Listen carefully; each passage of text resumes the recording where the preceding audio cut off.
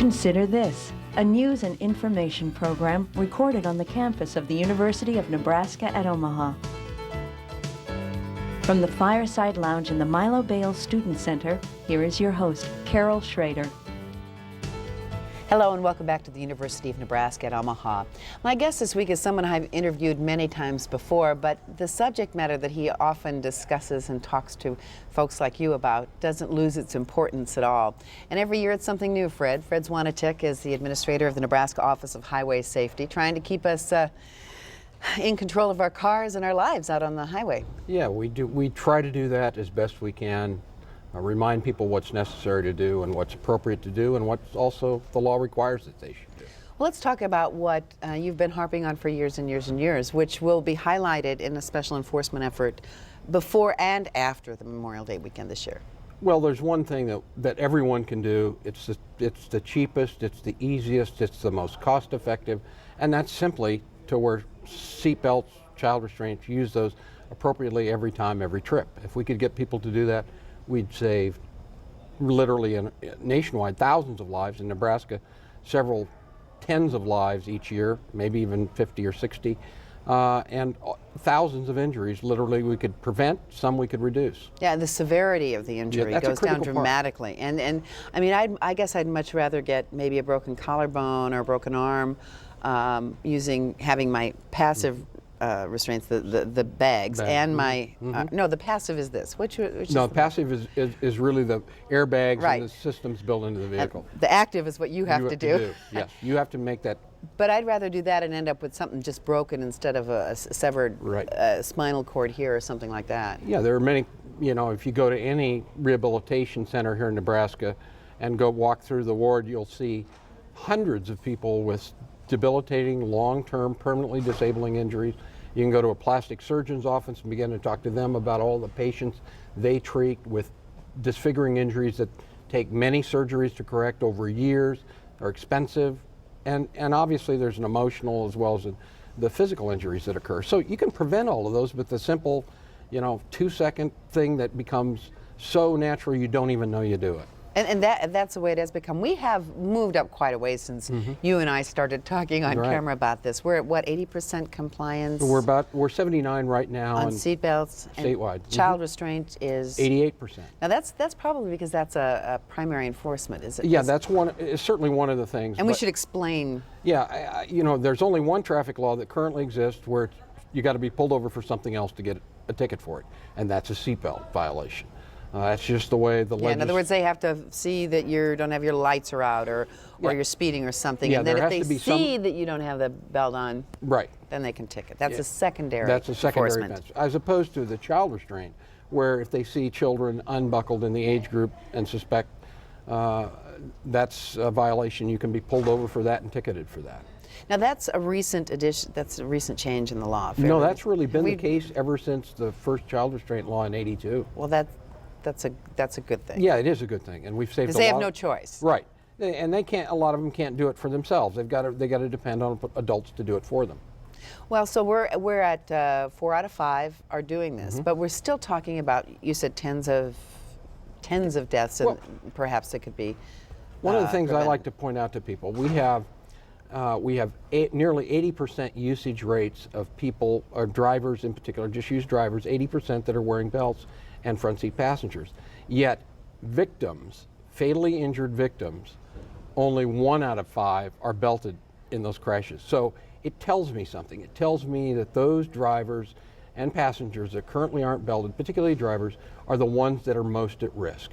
You ought to be concerned when you pull up next to somebody and they're not belted. They're the ones that are going to be most likely to be involved in a collision with you or someone else and be involved in one serious enough to cause injury. So, that's kind of the way to look at it. If we've got, basically 8 out of 10 of us that are wearing belts and yet fatally injured victims, 7 out of 10 are not.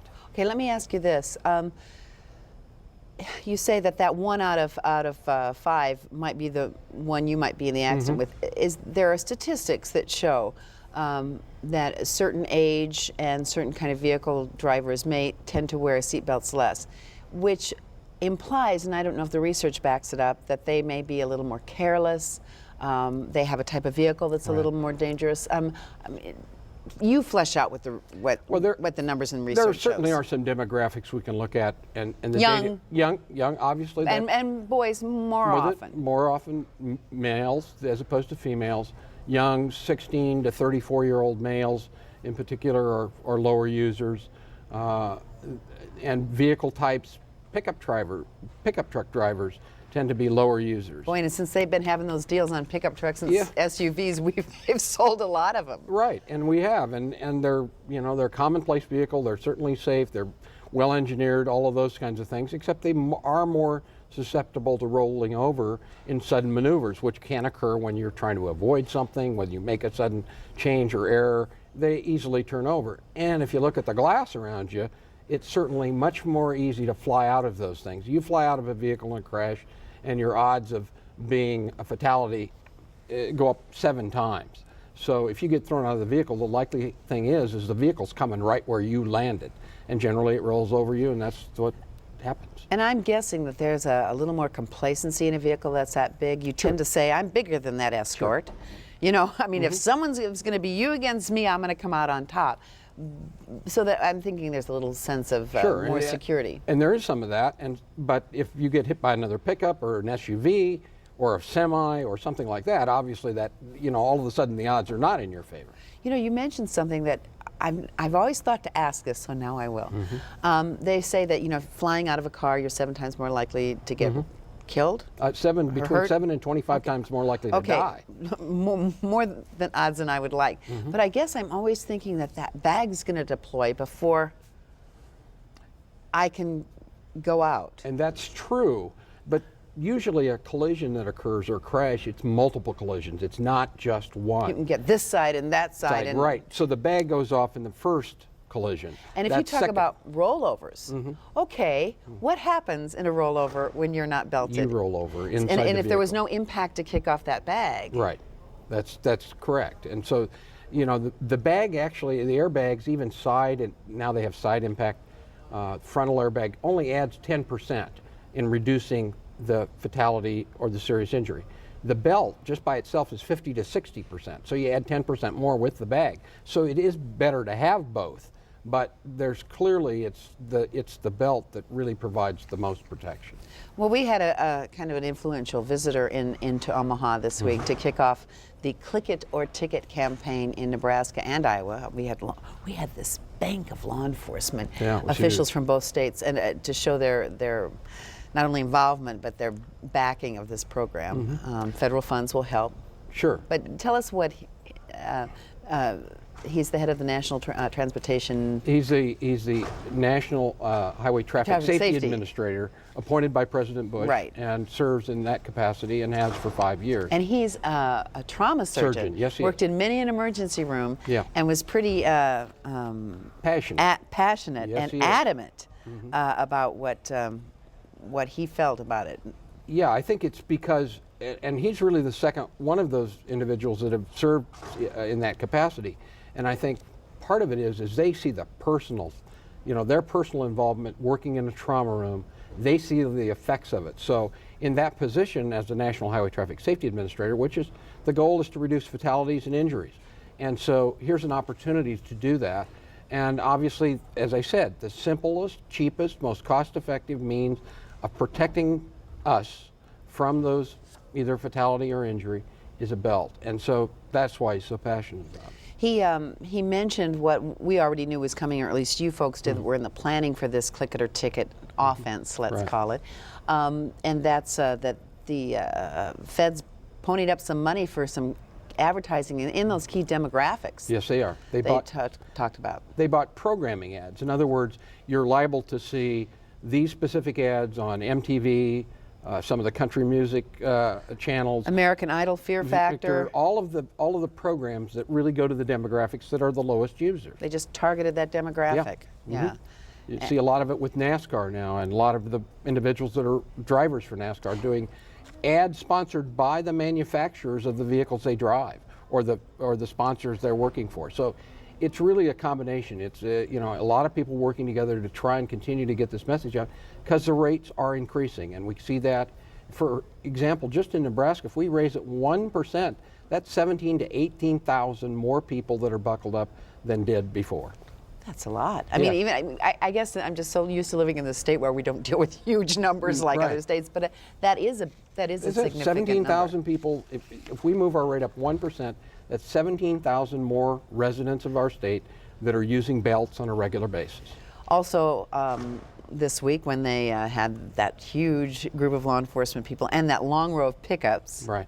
Brand new pickups. Some dealer must have. No, there's all of the dealers in the metro area. They brought them in. Brought their pickups in for that very purpose. To just say it's them over there, and if you're driving them. Yeah. But one of the other things that was brought up was that it is. Governor Heineman mentioned that we have the lowest, or we've tied with the lowest death rate that we've ever had in this state. So, you know, I mean, I think that's great, but then I'm going, if you tell that to people too many times, they'll think we don't have anything to worry about. Yeah, but that, and we should always applaud the progress. Oh, I think it's wonderful, but you know, I mean, I just as a kid, you get complacent. You know, if she said, don't turn off the lights, the electric bill's too high, I never worried about it. But it's also the most dangerous thing that most of us do every day is to get in a car, get in a truck, and go from A to B. And it's probably the most dangerous thing we all do, because just a split-second decision by you or someone else on the road can literally put your life at risk this afternoon, tonight, tomorrow, the next day. And we sort of get artificially rewarded each day because we make it okay from A to B. But somebody else makes that decision, you make that error, distracted, answering a cell phone, changing a CD, and boom. But for the grace of God, I got there safely because I don't remember how I got to work. Right. I mean, exactly. We all have days that we're just not at the top of our game. Yeah. And the thing that I always think of is that, I don't want to die. I don't want anyone in my car to die. But I think that it's an example that you set. Parents are the most powerful, persons in their children's life. And so when they don't do it, and yet it's do as I say, not as I do, right. that sends a long-term message out. It sure does, and I think that is part of an issue that we need to keep reinforcing. Parents, they have bad driving habits and behaviors, whether it's speeding or something else. Their kids are observing this for years before they ever start talking or thinking about they're going to be getting a driver's license too soon. It's pretty hard to now all of a sudden tell them what they shouldn't do when they've been watching you do it for 10 years as you're behind the wheel. So it really is role modeling behavior, and that's important and something that most parents don't think about until probably too late into the process. Dr. Jeffrey Runge, who we were talking about earlier, he mentioned that a lot of these kinds of dangerous accidents, especially for these young drivers and pickup drivers, happen on our rural roads, and Lord knows we have plenty of miles of those. Yes, we do. And it's because speeds are higher. The roads aren't engineered as well as the interstate and some of the expressways. So once you leave the road, the shoulders are soft, it's more likely to overturn. At night, obviously there's not lighting, the intersections are combinations of gravel and everything else. So what you do is you really do have roadways that you're more predisposed, one, to be involved in a crash or lose control. But the other part of that is once that happens, it may be a while before somebody else comes along or the scene of that accident. And if you're thrown out, and you're more injured, the less chance you have that you get prompt treatment. Right. If it's serious trauma, the adage, the golden hour, you need to get to a trauma center within an hour. Well, if it's 5 hours before somebody discovers the crash, obviously that puts you and your passengers at really serious risk. Or if you're knocked out instead of just messed up where you can pick up your cell phone. Yeah. All kinds of permutations and combinations. Sure. We used to have the discussion, what if the vehicle catches on fire? What if the vehicle goes into water? Well, such a small percentage do end up, yes, there are fires, but it's better to be conscious, uninjured, to be able to escape the vehicle than to be so severely injured or knocked out, unconscious, than at least have the opportunity to do that. Now, scare tactics are not necessarily my thing, except I used them several times on my son over the years. But I have covered so many accidents. My husband's a retired firefighter. He has covered so many accidents where it was somebody's, you hate it when anybody dies, but somebody's teenage daughter, somebody's are a young person, 2021, and I don't know, those still get you more for some reason. It's just because there's so much of a life left to live. But Right. it's you know, you never know when someone's going to knock on that door of your home, and that's it. It only takes one. So if it's your daughter, your niece, your nephew, your Right. whatever, the one getting killed because of lack of seatbelts is too much. Yes, absolutely. And again, they're low users. They're doing better in Nebraska. We've got about 70% of the 16 to 19-year-olds, 15 to 19-year-olds buckled up now. So it's getting better, but that's still 10% below the general population approximately. So we have work to do there. Let's segue a little bit to just other. I'm sure just speeding or not wearing seatbelts is not your only concern. No, no. We've got. Well, let's talk about young people for a while. We've Right. done a lot better in the area, or they have. Let's pat them on the back in not drinking Right. and driving. The statistics are a little better. Yes, they are. The rates have improved. Certainly, it's still, we've brought the numbers down, both in terms of rates and numbers of young people being involved in crashes and fatal crashes. Alcohol involvement still makes up about 25% of those fatal collisions involving drivers under the age 20 and younger. So we still have work to do, but we've made considerable progress with a lot of community programs that really are community-based, trying to change behaviors, the environment involving underage drinking, and all of those issues. But there are other things out there that tempt youth. Sure. So it's not just drinking No, it and is not. driving. No, it is not. Certainly, there's a perception that it's never going to happen to them, much like adults, only probably more frequently for young people. So a lot of it is, you can try to use the fear thing that you may die, but that's not really the issue that we find that gets their attention. It's the fact that they're going to be injured, that I'm going to have likely to have some disability, and all of a sudden the change in their lifestyle as a result of that. And we're beginning to see some success in using that kind of message to those young people. But drugs is still a concern. Yes, I mean, it is. doesn't just have to be drinking. And No. I'm not saying that the kids are out there partying their brains out and downing or whatever they do to drugs, but that's still a concern. Yeah, it is. We're seeing an increased use of meth and marijuana in some of the serious injury and fatal crashes. It's a little larger than it used to be. We're obviously concerned about it. Sometimes in combination with alcohol, even small amounts of alcohol, it can exacerbate both the alcohol and the effects of the alcohol and the other drug in their system. So, small amounts of both can be huge amounts in terms of impairment. What's the best, you mentioned community groups. I know that Project Extra Mile, which is now statewide and was founded here, is having its 10th birthday, and they've been good. Their Mothers Against Drunk Driving have over the years made an important impact. But when approaching your own children, what is the thing that the educators and folks like you have learned is the most successful approach? I mean, the most successful approach is you really have to begin to talk and communicate with those teenagers that you have young people you have in your home. Open the lines of communications, and really it's the whole thing that you really care about what happens to them.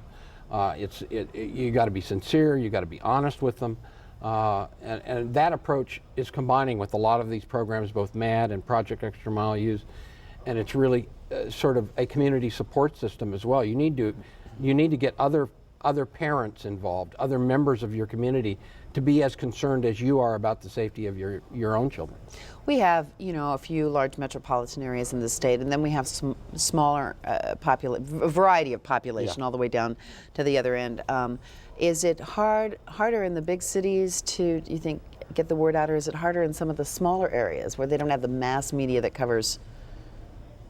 We can cover how many thousands so quickly here? Right, but I'm not sure that there's a big difference for either one, because there are certain obstacles that are going to be in both cases. But if you think about a smaller rural community, it's easier to get the word of mouth out in a hurry. That's true. As opposed to a mass media effort in a larger metropolitan area. But it really does require a combination of both. And so basically use the same strategies, whether it's in a small community of 800 or whether it's in a community of 300,000. You're using basically the same strategies of combination of media and a combination of community efforts, as well as individuals talking to their own children. We have one thing that I mean, there's many things when we drive that we can't control. The other driver, the weather. The other is road construction. Yeah. And I laugh, but to me, I've had some of my closest calls in road construction areas, either from other jerks passing me in a very, 45 mile an hour, and you've got that real sharp shoulder, the drop-offs, or just the kind of ambiguity of what I'm supposed to do. It's difficult. And sometimes it's changing on a daily or weekly basis. So what you saw last week, all of a sudden, now they've moved the entrance point and moved the curves or moved the signs. So you really have to pay attention. And it is, I think people get impatient. And we certainly understand that because it's really, congestion is going to happen. And I wish I could tell people that, when all this construction is done, we're all going to feel a lot better and it's going to be a lot nicer. It will be nicer, but still, if you look at the capacities and the volumes of traffic that we're increasing, by the time they get these projects done, they're already at capacity. So a lot of the things you think you're going to save, by the time you get there to that point when the construction is done, you're not going to save a whole lot, but it's a lot better than it would have been had we not done anything. So it's hard to keep up with all of this and have money available to do that. I remember when the interstate first opened in this area, and how huge it seemed, and how few cars, and there were fewer lanes. Right. And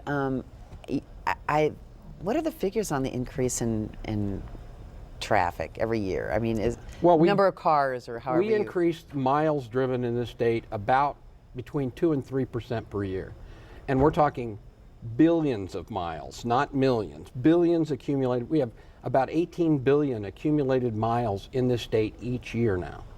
18 billion. It's just amazing to me when you think about that. The state of Nebraska, total mile driven, accumulates 18 billion miles a year.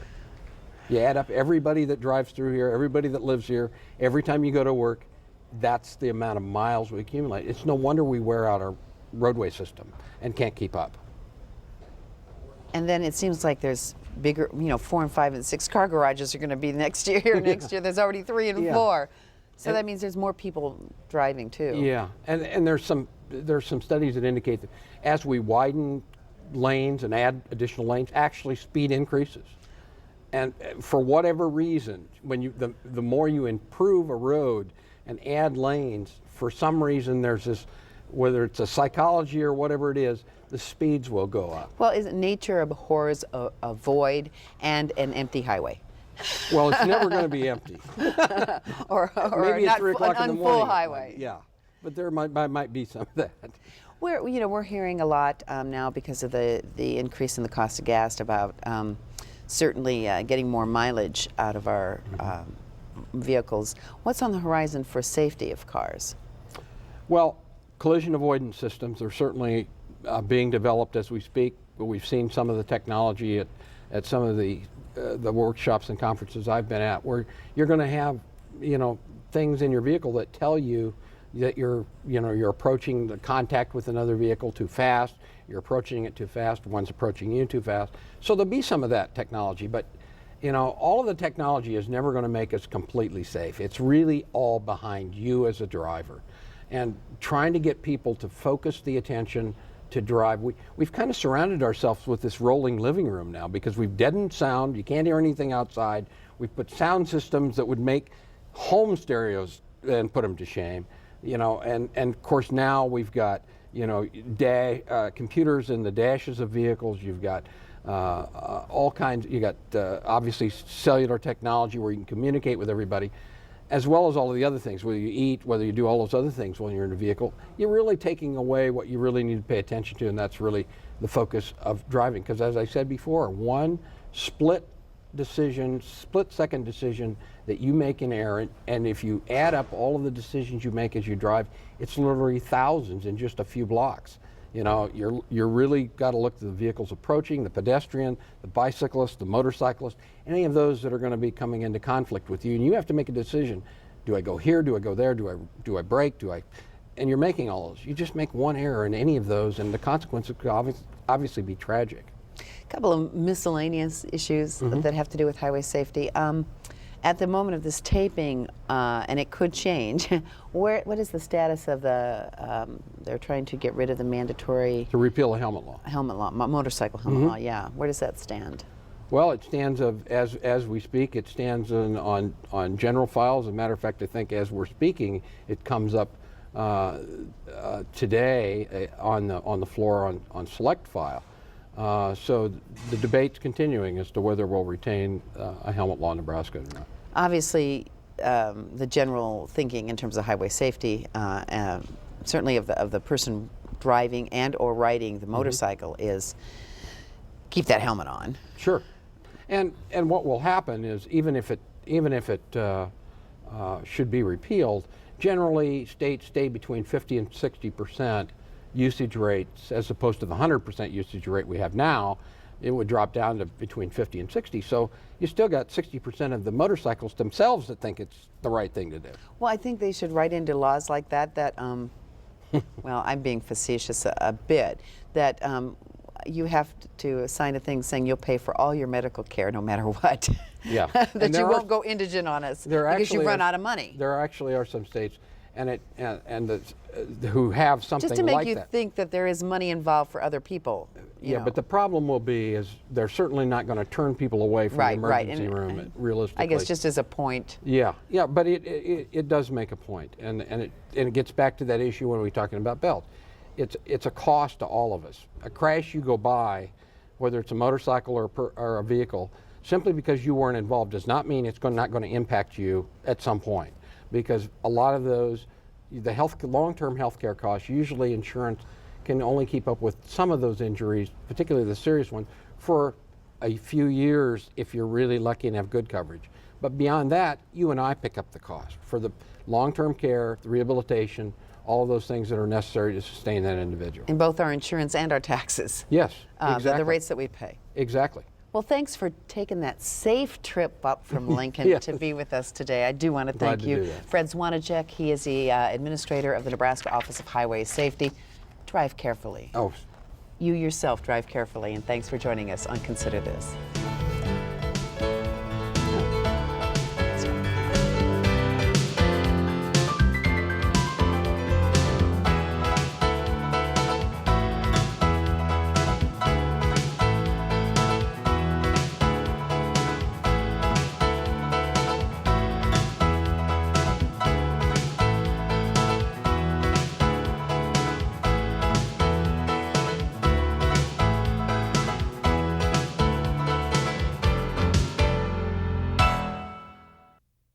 To view this edition of Consider This or past programs, visit our website at unotv.unomaha.edu. For comments or questions, call 402-554-2516 during regular business hours. Consider This is a production of UNO Television.